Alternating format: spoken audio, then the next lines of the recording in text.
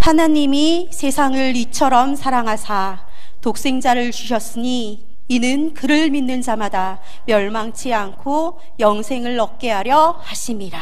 아멘. 요한복음 3장 16절은 더 이상 설명이 필요 없는 하나님이 누구신지, 하나님 하시는 일이 뭔지 우리에게 분명히 얘기하고 계시는데요. 그래서 오늘 이 본문의 말씀을 가지고 믿고 가는 길이라는 제목으로 말씀을 나누도록 하겠습니다. 제가 송도를 담당하고, 송도에서는 제가 이제 창세기부터 쭉 강해를 하기 때문에 그냥 본문대로 하면 되는 거니까 이제. 근데 청라에 이제 한 번씩 오게 되면 고민을 많이 해요. 어떤 말씀을 전해야 되는지. 또 뭐 잘해야 되잖아요. 또 오랜만에 오는데, 또 오랜만에 와서 저게 비몽사몽간에 좀 망치고 간다 그러면 또 다시는 안 불러줄 거 아니에요. 그래서 또 잘해야 되는데, 그래서 제가 뭐 계속 고민하고 하는 중에 뭐 잘하고 못하고를 떠나서 가장 기본적인 기초적인 부분들을 조금 나누면 어떨까, 그런 생각 가운데 성경에는 이 길이라는 단어가 많이 나오잖아요. 제가 작년 7월 이후에 찬양인도 할 때마다 부르는 찬양이 옳은 길 따르라 의의 길입니다. 근데 그 길이 고난길 헤치고 찾아온 길이에요. 길이 탄탄대로가 아니에요, 사실. 탄탄대로 뭐 우리가 원하는 대로만 된다, 그건 종교지. 하나님 우리에게 주신 복음은 그렇잖아요. 복음의 그 엑기스가 예수로 십자가와 부활인데 십자가 없이 어떻게 부활이 가능하겠냐고요. 이 고난길 헤치고 찾아온 길 그러거든요. 길이라고 할 때 이제 우리가 이제 여정이라고 얘기를 하고요. 여행길이라고 생각을 하면 뭐 문제가 있을 수밖에 없죠. 나 뭐 문제 없는 데만 다닌다 그러면 집에만 있어야죠 뭐. 근데 여행길은 날씨도 그렇고 만남도 그렇고 상황도 그렇고 여러 가지 일이 많이 있다는 거예요. 지금 우리가 출애굽 이후에 이제 광야의 길을 계속하는 그 여정을 얘기하는데 문제가 있을 수밖에 없어요. 그러면 문제라고 하는 것은 간단하게 말씀드리면 풀면 되는 거거든요. 문제는 풀라고 있는 거지. 옛날에 사극 같은 거 뭐 문제만 터지면 뭐 흰색 천으로 두루 그 머리 싸고 누워 있는데 난 그 이해가 안 되는 거예요. 뭐 하고 있지 저게? 그렇게 하면 해결되는 게 아니거든요. 뭘 다니든지 만나든지 대책을 세워야 되는데 그러고 누워 있다니까요. 물 떠 좀 물 마시고. 너무 웃긴 거예요. 그래서 기독교인도 그냥 가만히 있으면 되는 게 아니라 풀어야 돼요. 풀어야 돼. 풀면서 뭐가 늘어나느냐? 실력이 늘어나는 거예요. 우리가 문제집 사면은 뒤에 답안지가 있잖아요. 그 문제에 답을 써놔도 실력은 안 늘어요. 풀어야지. 내가 풀지 않으면 실력이 절대 안 느는 겁니다. 그 신앙생활도 지금 광야에 물이 없거나 또 먹을 것이 없을 때 하나님이 풀어가면서 실력을 쌓으라고 얘기하거든요. 그래서 우리에게는 문제는 풀면 되는 건데 어떤 기준으로 풀 것이냐. 미국의 신학자 라이놀드 리버가 그런 얘기를 했거든요. 문제는 어떻게 풀 것이냐. 내가 감당할 수 없는 문제가 온다면 그건 받아들여야지 어떡하겠어요. 수용할 수 있는 평온함을 주옵소서 그런 겁니다. 그렇죠. 당연히 안 받아들이고 계속 대치 상황이 있으면 안 되는 거예요. 그거는. 우리가 뭐 한국에 태어났는데 어쩌겠어요. 뭐 또 뭐 정치권, 경제권 뭐 상황이 지금 그렇게 되는데 우리가 어떡하겠어요. 받아들여야 되는 거죠. 불가능한 일은. 이게 간단한 얘기 같은데 주로 우리에게 힘듦과 어려움이 왜 오느냐. 안 받아들이니까 그래요. 받아들여야 되는 거예요. 그러나 내가 바꿀 수 있는 일이 있다면 그것은 도전할 수 있는 용기가 필요한 거거든요. 가만히 있으면 안 돼요. 이걸 거꾸로 하면 안 된다니까요. 받아들여야 할 걸 막 들이받고 도전해야 될 것을 받아들이고 앉아서 아무것도 안 되는 거예요. 그래서 그 신학자가 중요한 기도 제목을 하나 더 붙입니다. 수용할 것, 도전할 것이 무엇인지 분별할 수 있는 지혜가 필요한 거죠. 지혜가. 라이놀드 리버의 기도가 여러분의 기도가 돼서 문제를 풀어가면서 실력을 쌓아 나가시기를 주님의 이름으로 축원드립니다. 이 풀수록 늘어나는 거예요. 그러니까 지금 막 시험을 앞두고 계속 문제를 풀잖아요. 똑같아요. 우리에게 이런저런 여러 가지 많은 문제, 뭐 인간관계를 비롯해서 뭐 경제적인, 건강적인 문제 많이 있거든요. 근데 내가 아무리 뭘 해도 받아들여야만 되는 게 있어요. 그리고 도전해야 될 게 있고, 이걸 분별할 수 있는 지혜가 우리에게 필요한 겁니다. 그러면 제가 지난달에 와서 죄죽 40년 복음의 내용에 대해서 얘기했잖아요. 믿음이라는 게 뭐냐? 그 복음의 내용을 믿는 거거든요. 그러면 그 복음의 내용을 가지고 하나님께서 우리에게 회복시키기 원하시는 것이 뭐냐? 복음은 우리에게 주신 모든 것들을 이제 회복시켜 나가는 건데, 어떤 걸 회복시켜 주셨냐? 우리가 잃어버린 것. 우리가 하나님 떠나서 잃어버린 게 뭐냐? 그게 생명입니다. 생명을 잃어버린 거죠. 기독교는 생명의 종교지 그냥 어떤 뭐 이상한 다른 종교와 똑같은 그런 종교 놀이하는 게 아니거든요.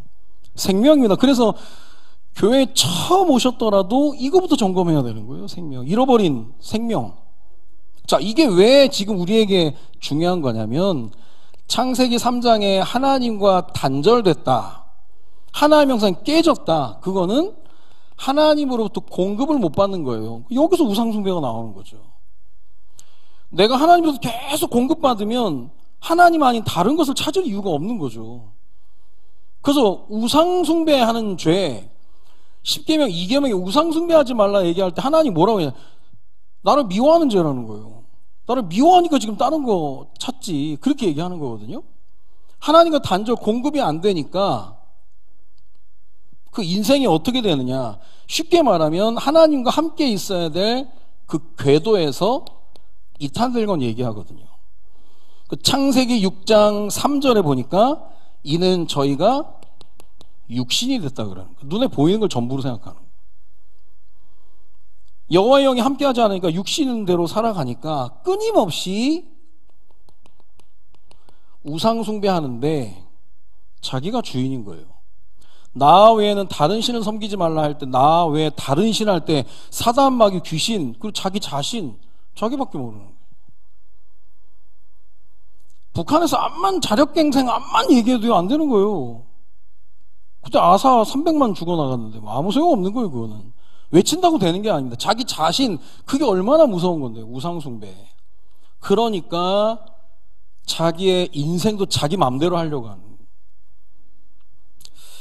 안타까운 기사를 좀 봤어요. 2024년 작년에 우리나라 자살률이 2011년 이후 13년 만에 가장 많이 나타났습니다. OECD 회원국 자살률, 우린 계속 1위 하고 있어요. 참 부끄러운 일인데, 그게 여러분 자살률 1위 그거 하고요, 하루에 40명씩 죽어나가는 거예요.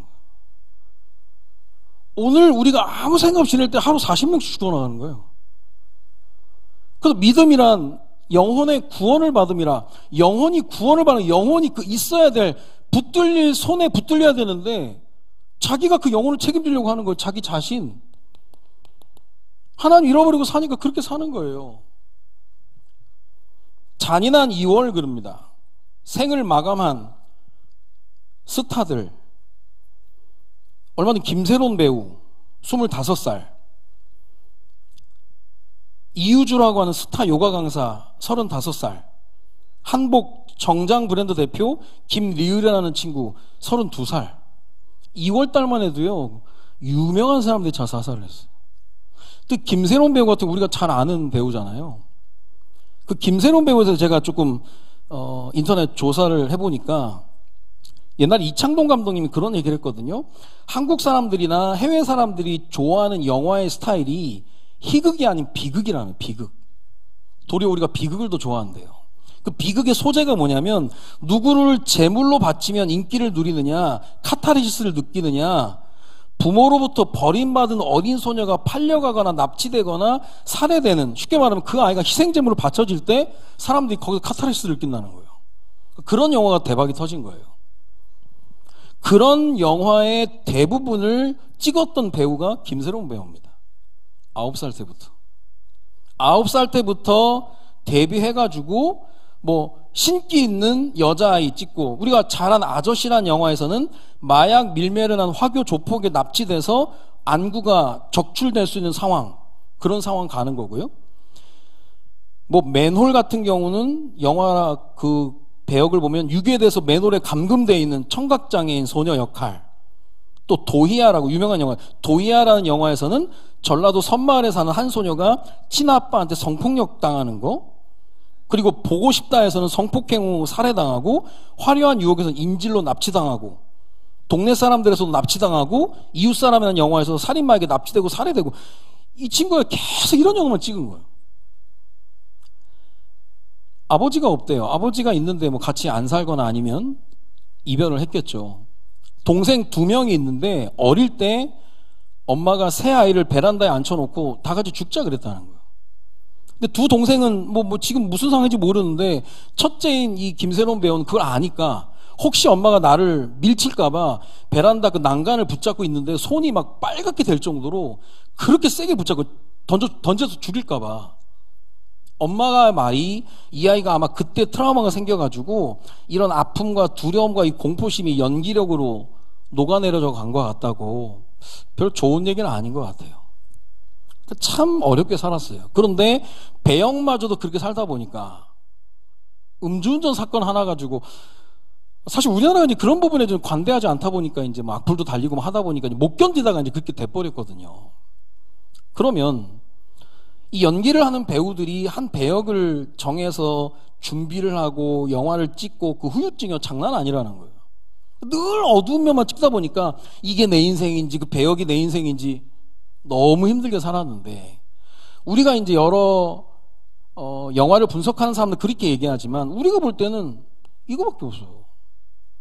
생명을 빼앗겨 버렸다니까요. 그래서 우리 복음을 전한다는 게 뭐냐, 그들 잃어버린 생명을 찾아주는 거 어마어마한 거예요. 이거는 진짜 애국하는 일이 뭐냐, 복음 전에 생명 살리는 거거든요. 지금 국회에서 자살을 못 막습니다. 교육청에서 못 막아요. 이번에 대전 초등학교 아이 죽음 당하는 거 보세요. 학교에서요, 아이들 보호하겠다 보안관 시스템을 만들었거든요. 보안관 시스템 만들어 놓으면 뭡니까? 학교 선생님이 그래버렸는데 대책이 없는 거거든요, 이건. 그래서 우리가 가진 복음이 어떤 것이냐, 잃어버린 생명, 그리고 빼앗겨버린 축복입니다. 뭐 생명을 통해서 하나님의 축복이 오는데 다 빼앗겨버린 거죠. 축복 빼앗겨버리는 거예요. 창세기 1장 27절 28절이 연결되는 거죠. 하나님의 형상 가진 자, 하나님과 교제할 때 하나님의 축복이 뭐냐, 정복하는 축복, 생육하고 번성하여 땅에 충만하라, 땅을 정복하라, 그렇게 가는 거예요. 근데 감히 하나님과의 교제가 안 되면서 정복하려고 뛰어들었다가 생을 마감하는 거예요. 겁도 없이. 하나님과의 관계의 교제권을 통해서 정복의 힘을 얻어야, 예배를 통해서 힘을 얻어야 되는데 하나님과의 관계 깨져버리니까 교제가 안 되는 거죠. 그러니까 하나님이 어쩔 수 없이 이스라엘 백성들을 데려다가 노예포로 속국시키는 거예요. 이스라엘 역사입니다. 근데 과연 이게 이스라엘만의 역사입니까? 우리도 똑같아요. 가장 하나님 최우선적으로 삼지 않으면 돈, 건강, 여러 가지 자식 다 잡혀 들어가는 겁니다. 노예포로 속국되는 거죠. 그러다 보니까 하나님의 자녀임에도 불구하고 하나님의 축복을 놓쳐버리면 똑같아요. 불신자와 똑같이 경쟁하면서 살아야 돼요. 경쟁하면서 살아야 되는 거예요. 저는 우리 사랑하는 자녀들이 경쟁에서 이기는 것보다 하나님의 축복으로 이기는 걸 원하는 겁니다. 그래야죠, 당연히. 우리 아이들 경쟁하려고 하면 쉽지 않아요. 우리 아이들 토요일, 주일 뭐 교회 와서 헌신하고 막 그러는데 언제 공부하고 언제 뭐 실력 쌓고 그래요. 우리가 하나님께 축복을 받지 않으면 경쟁해야 돼. 그 축복이 여러 가지 유형이 있는데 옆에 회사가 망해가지고 우리가 성공하고 막 그런 경우도 있거든요. 어떤 사람이 뭐 어려운 일 당해가지고 우리가 부각이 돼서 또 되는 것들. 제가 이제 축구를 좋아하니까 이제 축구 쇼츠를 많이 다 보이니까요. 요즘 제가 제일 무서워하는 게 알고리즘인데 얘가 내 얘기를 듣고 있어. 난 생각만 했는데 이게 알고리즘이 뜬다니까요. 그래서 어떤 여자분이 남편 핸드폰에 대고 명품백 샤넬 똥똥똥 했더니 남편 핸드폰이 쫙 크게 떠가지고 결국 그것을 남편에게 얻었다는 얘기가 있는데 이게 알고리즘이거든요. 축구 관심 많으니까 이영표 선수가 뜨는데 자기는 청소년 대표, 올림픽 대표 한 번도 선발된 적이 없는데 올림픽 대표팀 왼쪽 레프트 윙 쪽에 있는 아이가 부상을 당하면서 갑자기 테스트를 받게 됐다는 거예요. 택시 타고 가면서 기도했대요. 하나님, 저는 아빠 찬스 쓸 게 없습니다. 하나님 아빠 찬스밖에 없다고. 하나님 책임져 달라고. 그래서 막 자신감을 갖고 경기를 했는데 전반전에 자기의 실수 때문에 실점을 했대요. 근데 그때는 박지성 선수가 골을 넣었대. 그래서 끝났구나. 이제 끝났구나. 그랬는데 후반전 못 뛸 걸로 생각하고 앉아있는데 허정무 감독이 와가지고 네 후반전 안 뛸 거냐면서 빨리 준비하라고 그러는 거예요. 근데 그 얘기를 듣는데 하나님이 기회를 또 주셨다고 생각이 들면서요. 그분만이 모든 세포가 살아나더래. 그래서 후반전을 막 어마어마하게 잘 뛰어가지고 그때부터 올림픽 대표, 그 다음에 월드컵, 그리고 은퇴할 때까지 한 번도 태극마크를 놓치지 않은 자기가 얘기해요. 자기는 하나님 아빠 찬스 썼다고. 그게 뭡니까? 그게 축복이거든요. 그게 축복이에요. 자, 하나님이 축복받으면 지난번에 얘기했던 건 뭐가 여유가 생긴다니까요? 그래서 월드컵 대표팀 가운데 제일 관심이 10번을 누가 다느냐. 축구팀에서 10번이 제일 중요하거든요. 주전 스트라이커니까. 이천수가 조금 당돌하니까 자기가 달라고 막 희생카드 얘기를 희생카 주기 싫어가지고 막 피해 다녔다는 거예요. 그랬는데 결국 말도 안 되는 등 넘버가 정해지는데 왼쪽 수비수한테 이영표 선수한테 10번이 주어진 거예요. 그건 특이한 배정이거든요. 나중에 히딩크 감독님 자서전에 보니까 10번을 줘도 아무런 반응을 하지 않을, 영향을 안 받을 친구에게 줬다는데 그게 이영표였다니까요. 그러니까 자기는 이거 막 박터지게 해가지고 겨우 했으니까 이걸 유지하려고 바둥바둥 되는 게 아니니까 하나님의 축복을 얻고 나니까 하나님이 하실 거니까 하나님이 혹시 잘못되면 하나님 안 하신 거고 하나님 하신 거고 되니까 여유가 생겨버린 거예요. 축복으로 살아가는 거예요. 자기는 하나님 아빠 찬스. 그게요 굉장한 축복이거든요. 복음이 뭐냐? 잃어버리고 빼앗기고. 그러니까 자 잃어버리고 빼앗기고 해버리니까요 그 다음에 어떻게 사느냐? 놓쳐버린 것이 있어요. 그게 뭐냐? 사명입니다. 사명 놓치고 사는 거예요. 하나님의 자녀는 각자에게 하나님 부르심의 소명, 사명, 천명, 우리가 얘기했던 그런 거 있잖아요. 특별히 사명은 살아야 될 이유거든요. 확실히 말씀드리는 게 하나님의 자녀가 사명 놓치면 생존을 위해 살아갑니다. 먹고 살기 위해 살아가는 거예요. 먹고 살기 위해 사는 게 얼마나 비참한 건지 압니까? 먹여주시고 재워주시고 모든 걸 인도해주시고 하나님인데 하나님 안 믿는다는 거예요. 그러니까 먹고 살기 위해서 바둥바둥 떠는 거예요. 그러니까 주일이고 예배고 뭐고 막 죽도록 뛰는 겁니다. 생존을 위해 산다니까. 그 생존의 그 내용이 뭡니까? 의식주예요. 이걸로 사는 거예요. 비참하게 산다니까. 기쁠 때가 언제냐? 이게 채워질 때. 미문 앞에는 안진뱅이가 제일 기쁜 날이 언제냐? 깡통에 동전 가득할 때예요. 동전 없다. 비참하다 그러고. 하나님의 자녀가 미문이라고는 성전문에 앉아 안진뱅이처럼 이거에 막 아둥바둥하면 되겠습니까? 그걸 사단이 아는 거죠. 근데 우리가 복음 알고 잃어버리고 빼앗긴 것 회복해 나가면서 놓쳐버린 사명까지 회복해버리면 세상 사람들과 다른 응답이 오고 다른 길을 걸어가는 거죠. 당연히.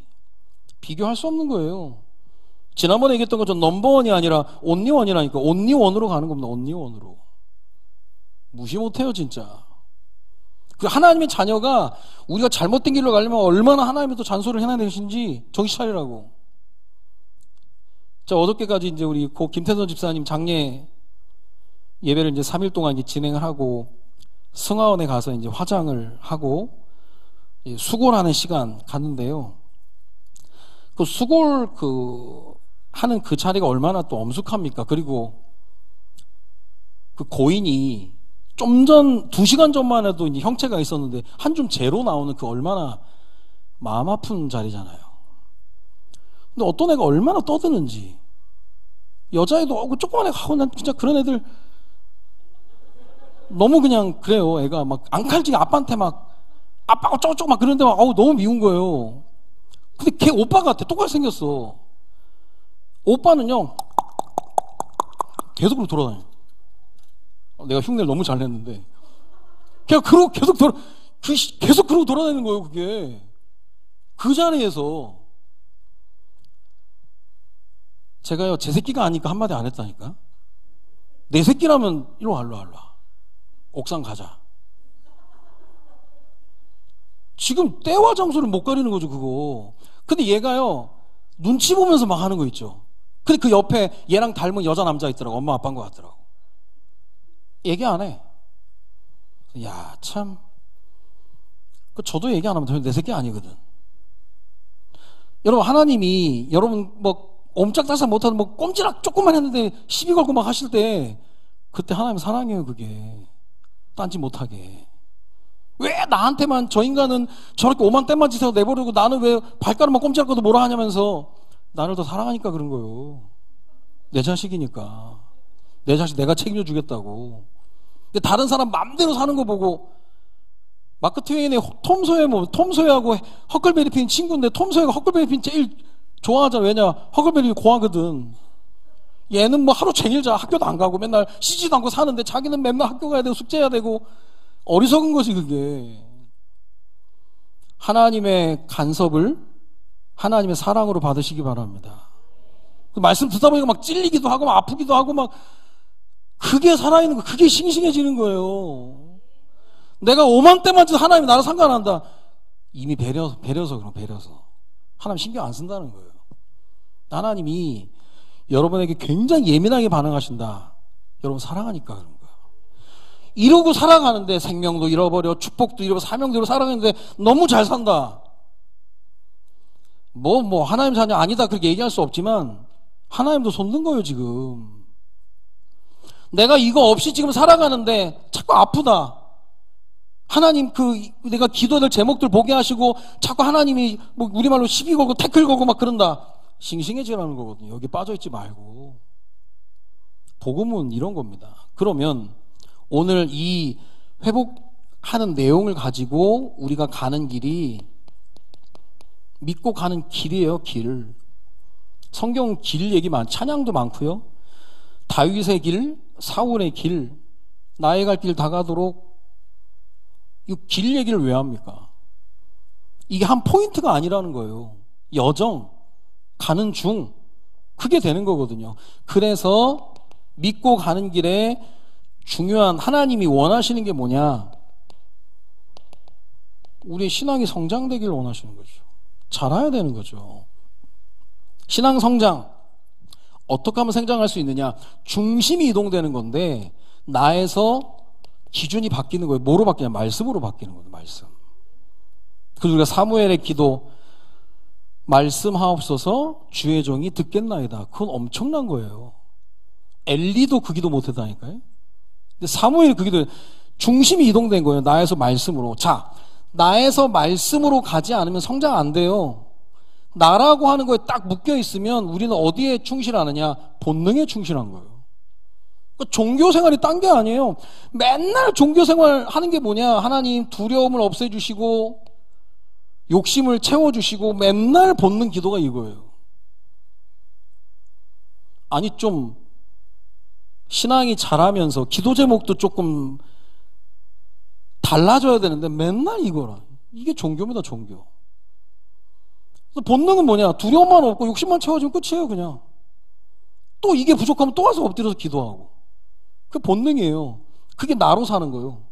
근데 말씀으로 산다라고 하는 것은 하나님께서 말씀하셨기 때문에 내가 그 말씀 속에서 판단하고 선택하고 결국 그 길을 가는 거예요. 판단과 선택 따라서.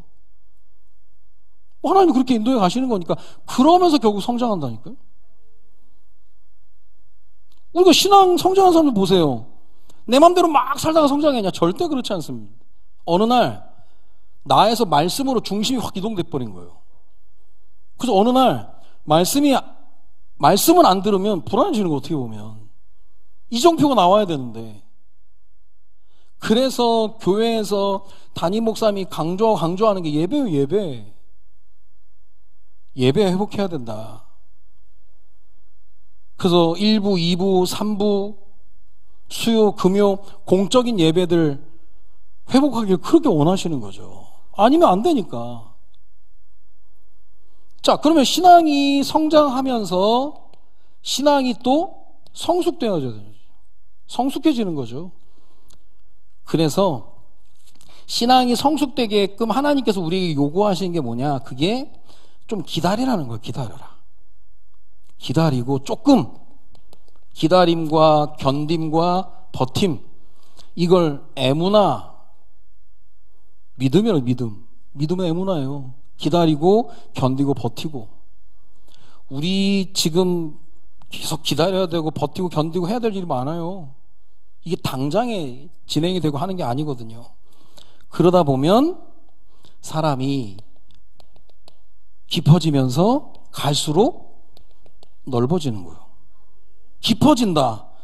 깊어지기만 하면 위험해요. 지밖에 몰라 또. 너무 깊어져가지고.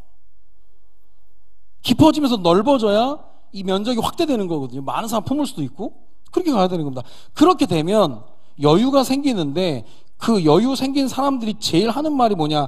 그럴 수도 있지. 그런. 그래, 그럴 수도 있지 뭐. 이게 성격이 아니고요. 하나님을 믿는 믿음이 생기면 진짜 오만때만 별 그지 같은 일이 생겨도 에이, 그럴 수도 있지 그래 버린다니까. 한마디로 쿨해지는 거. 지난주에 다윗 설교했거든요. 다윗이요, 지금 도망 다니다가 겨우 사람들 모아가지고 아둘람에 살고 있는데 그일라 백성들이 블레셋 침공을 받아 어려움 당하는 거예요. 근데 마음에 저들을 도와야 되는, 사울은 딴짓하고 있고 저들을 도와야 되는데 지금 여건이 안 되는데 하나님 저들을 도와야 되겠는데 하나님이 내가 함께 하니까 도우라는 거야. 가서 그 도와줬어요. 그래서 그일라 주민을 살려놨는데 이 그일라 주민들이 다윗이 어디 있는지를 사울한테 꼬질러요. 고자질한다니까. 그러니까 다윗이 그걸 알고 하나님 그일라 사람들이 저를 사울에게 넘길까요? 하나님 넘긴대. 쟤네가 넘길 거야. 그 얘기를 하면 우리는 미치는 거 아니에요. 저것들이 진짜 양심도 없어. 배신을 하냐면서, 배반을 하냐면서, 내가 얼마나 어려운 상황에서 너를 구해줬는데 그럴 수 있냐면서. 우린 보통 그러거든요. 근데 우리 인생을 살다 보면 결국 가까운 친구가 배신하거든. 뒤통수 누가 때리냐? 저 멀리 있는 사람이 아니야. 옆에 있는 사람이 때리거든. 그리고요, 남편이 죽으면 아내가 용의자 1번이에요.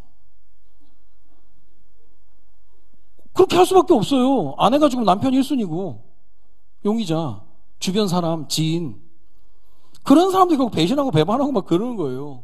근데 다윗이 하나님을 의지하고 나니까 그냥 쿨해진 거예요. 쿨해졌어. 그럴 수도 있지 그러는 겁니다. 그럴 수도 있지 뭐. 여러분 엊그제 뭐 엄청 억울한 일 당했습니까? 그냥 그럴 수도 있지 생각해야 돼. 그거는 수용해야 되는 거예요. 아이유가 뭐 TV에 나왔는데 자기 제일 많이 하는 말버릇이 그거래요. 이러나 저러나. 자기도 엄청 큰일 당했는데 이러나 저러나 그러면서 이겨나갔다는 거예요. 나름대로 스킬을 가지고 있는 거예요. 그게 뭐 믿음이 있건 없건 이거는 그거예요. 다윗이 볼 때 그냥 그럴 수도 있지 생각해버린 거예요. 그냥 하나님 믿고 나니까 사람이요 스케일이 달라지는 거예요. 그러면 다윗이 그냥 그걸 받아들이고 그럴 수도 있지 할 때 하나님은 가만히 가. 하나님 얼마나 핫한 분인데.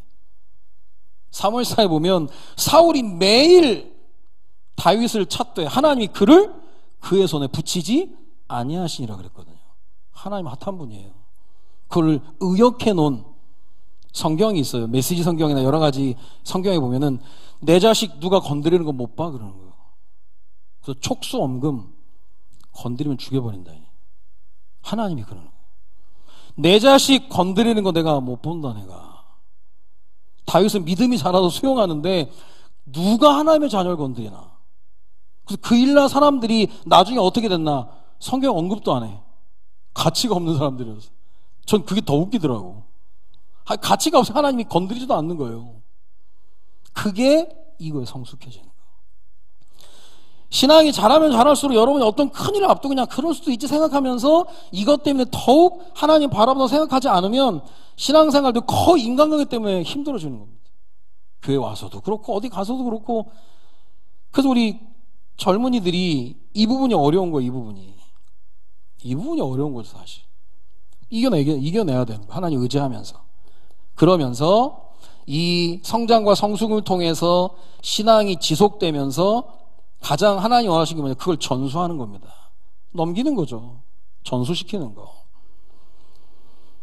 그래서 올해 주신 갈라디아서 2장 20절의 말씀을 가지고 하나님이 가장 원하시는 요한복음 3장 16절, 그리고 우리가 믿고 가는 길의 근거가 뭡니까? 하나님이 나를 사랑하셔서 독생자를 보내셨는데 이 하나님 믿을만 하신 분이잖아요.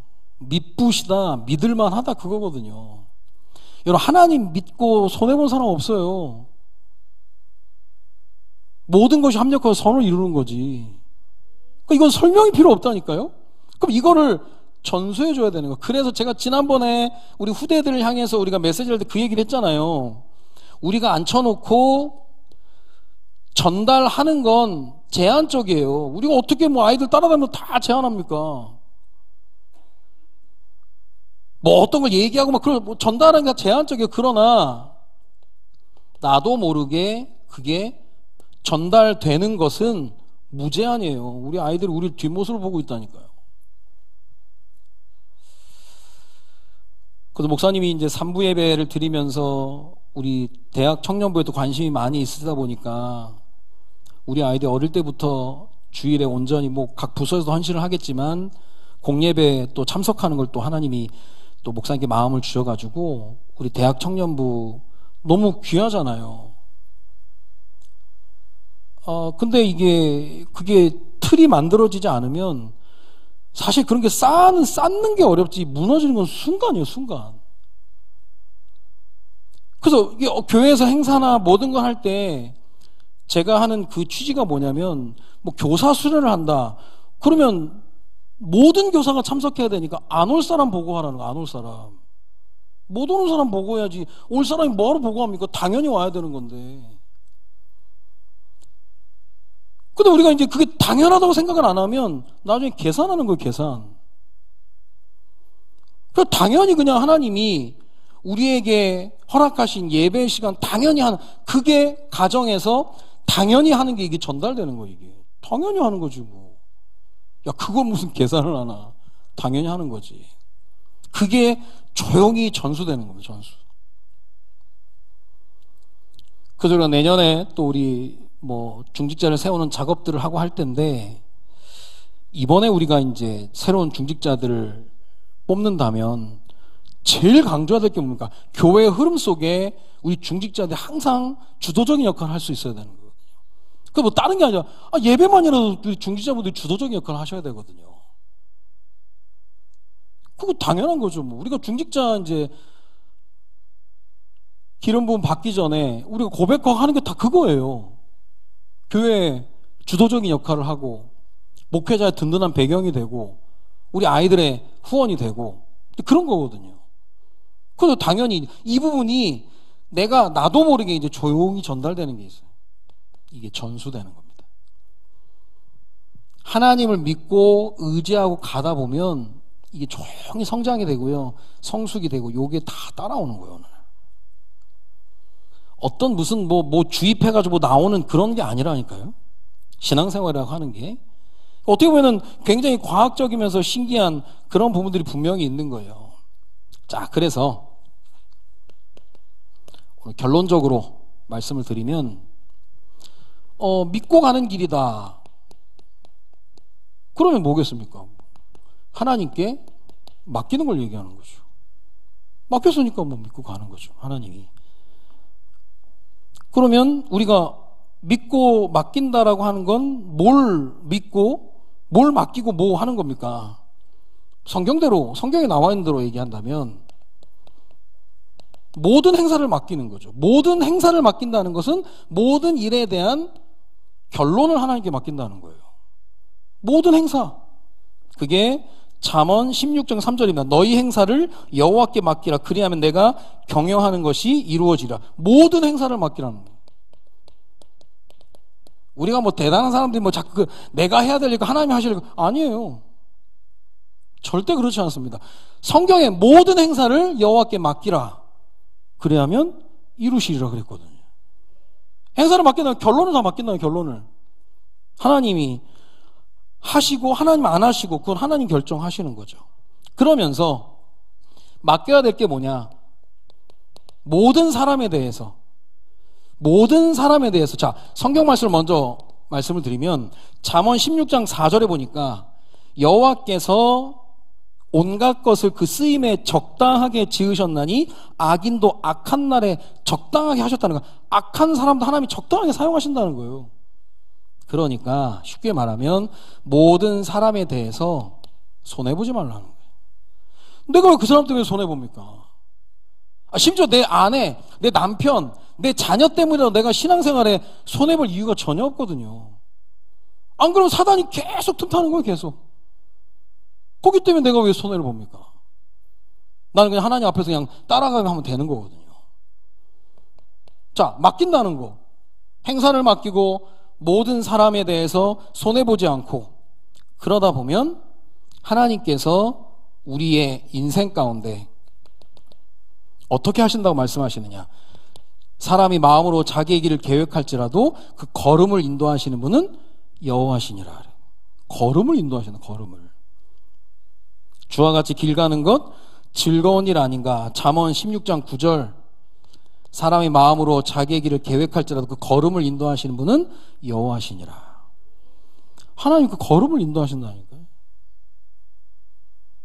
그러니까 뭐 계획을 세우지 말자 그게 아니에요. 계획 암만 세워놔도 하나님이 하셔야 되는 거지 안 되면 안 되는 거예요. 근데 우리는 보통 내가 계획을 잘 세워야 되고 내가 뭘 잘해야 되고 막 그렇게 생각하는데 신앙생활을 그렇게 어렵게 할 이유가 전혀 없는 거거든요. 그래서 믿고 가는 길 그겁니다. 자, 그리고 응답의 스케줄. 우리 자녀들의 지금 3월이기 때문에 새로운 시작입니다. 저는 옛날에 이제 만남의 축복을 놓고 기도하고 막 그러는 거 제가 별로 그렇게 기도도 많이 안 했고 별로 안 좋아했거든요. 만남의 축복을 누린다고 만남을 통해 내가 자꾸 뭘 얻어먹으려고 하는 그런 뉘앙스라서 저는 그때 바꿨던 거예요. 만남을 축복으로 바꿔야지. 누굴 만나도 내가 축복으로 바꾸는 힘이 있어야 되지 늘 만남의 축복 달라고. 그거는 뭐 나름 의미가 좀 다를 수 있겠는데 저는 그렇지 않더라고요. 그래서 우리 아이들이 학교나 여러 가지 현장에 가서 만남과 사건과 일을 뭘로 바꾸느냐? 축복으로 바꾸는 겁니다. 이게 힘 있는 거예요. 사랑하는 여러분의 자녀가 어떻게 살기를 원하십니까? 늘 만남의 축복 없나 막 부릅뜨고 돌아다니면서 아니면 누구든지 나 만나면 내가 복의 근원이니까 내가 복을 흘려줄게. 크게 만남과 사건과 일을 축복으로 바꾸는 걸 얘기하는 거거든요.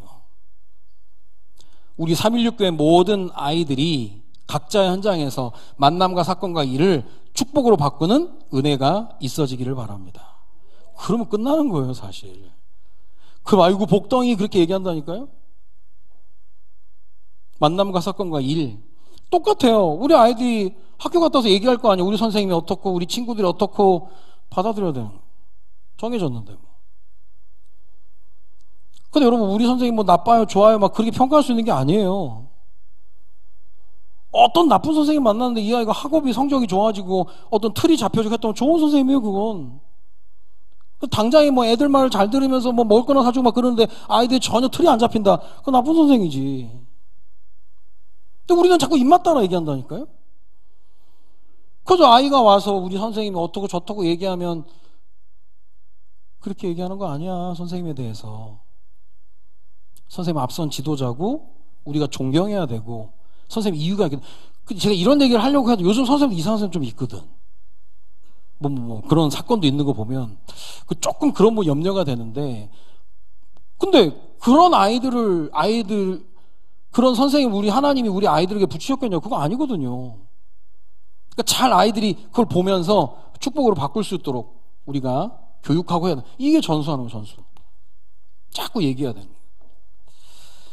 자, 그러면서 이번 주 금요일 날, 우리 3월 14일, 뭐, 지금 어떻게 또 진행되는지 모르겠는데요. 우리 구역위원회, 지금, 나들이 야유회 지금 준비되고 있는데요.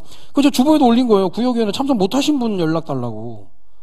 참석하시는 분이 뭐하러 연락해? 당연히 간다고 생각하고 못하신 분 연락해야 되는 거예요. 당연한 거죠.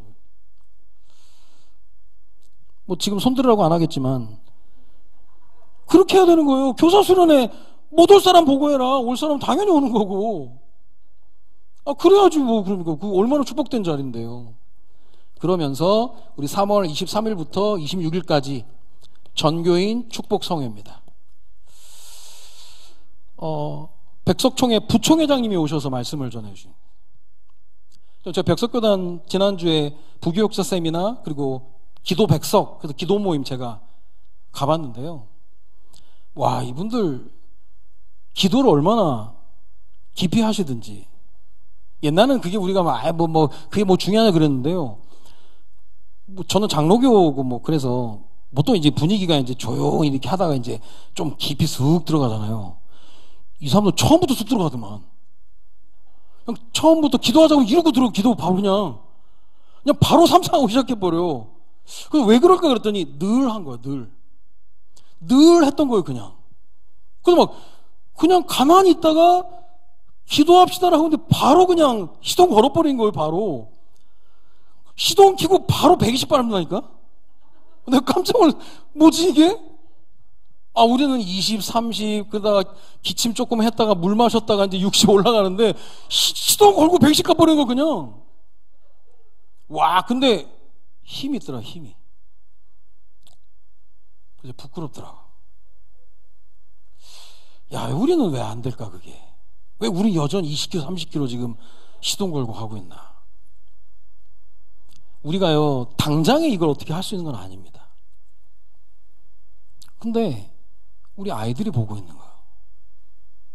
우리 아이들이 보고 있기 때문에 우리 아이들이 똑같은 걸 전달해 준다는 건 그건 너무 부끄러운 일이거든요. 교회가 조금 어렵고 중요한 때를 지나면 한번 각오를 다져야 되거든요. 목사님이 제일 힘나실 때가 언제겠나? 목사님이 여러분 뭘 잘하고 물론 그도 힘나겠죠. 근데 예배 자리에 와 있으면 그렇게 귀할 수가 없어요.